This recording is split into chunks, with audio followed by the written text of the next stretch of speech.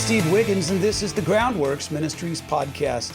Today we're reading from the book of Ruth, chapter 4, and let's focus on verses 3 through 6. And I thought to inform you, saying, buy it back in the presence of the inhabitants and the elders of my people. If you will redeem it, redeem it. But if you will not redeem it, then tell me that I may know, for there's no one but you to redeem it, and I'm the next after you. And he said, I will redeem it. And then Boaz says, on the day you buy the field from the hand of Naomi, you must also buy it from Ruth the Moabitess, the wife of the dead, and perpetuate the name of the dead through the inheritance. And the close relative said, I can't redeem it for myself, lest I ruin my own inheritance. You redeem the right of redemption for yourself, for I cannot redeem it. You know, there's right and wrong ways to do things. And the difficulty of successful decision making is more a question of chemistry than it is decisiveness. Being successful often lies in a blend of knowing what to do at the right time. The right thing to do at the right time is right now. And there can be right ways and wrong ways, right circumstances and wrong circumstances, right places and right timing, but that can also go horribly wrong. So successful negotiation means all the right things have to line up.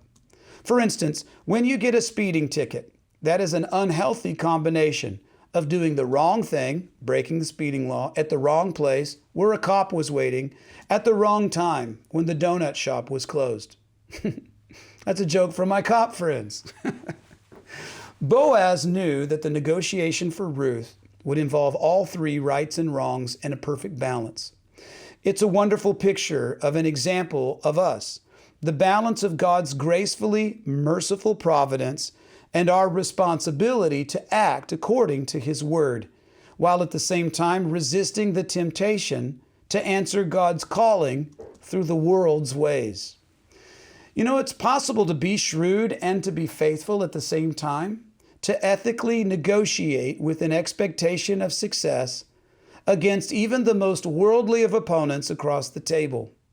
I like how the writer chooses to refer to the other kinsman as Mr. So-and-so. He doesn't even name him by name. And it's like he didn't want the man to be embarrassed when the story was told in the future. It's like that old Dragnet TV show where Jack Webb comes on, talks about how the names have been changed to protect the innocent. Well, though Boaz didn't use a net, he definitely angled in a way that would impress even an expert fly fisherman. Notice how Boaz didn't hide any details concerning the land of Naomi and Elimelech. It was valuable and it was fertile, and it was free to the taker for this kinsman, so he immediately took the hook.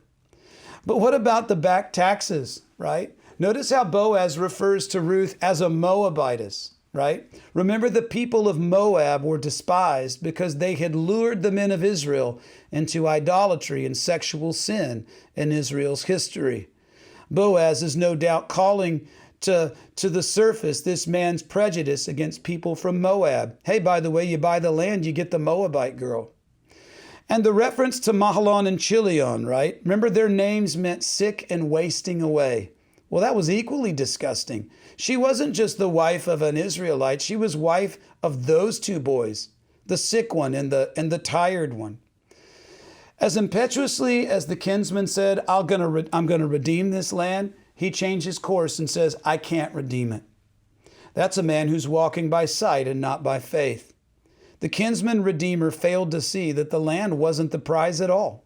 It was Ruth. She was the prize. But prejudice never sees the other person. It was Boaz who saw Ruth. It's how the Lord sees us. Formerly despised for our sin, and yet Jesus, our kinsman redeemer, chooses to love and to save us. And not just us, but He died for the sin of the whole world, Jews and also the Gentiles. And so anyone who would esteem Him above anything that this world could offer, right? Then we can also enter into His salvation and under His covering.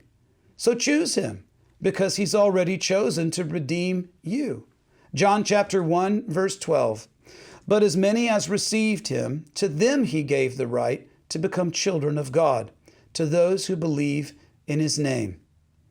I'm Steve Wiggins, and this is the Groundworks Ministries podcast.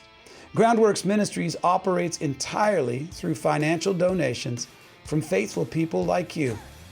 And if you're being ministered to through the Bible teaching of Groundworks Ministries, and you'd like to help us reach this generation with the gospel, a generation that so desperately needs to know the word of the Lord, well then would you consider donating to Groundworks Ministries today? Donating is secure and it is easy at our website. Check us out at groundworksministries.com.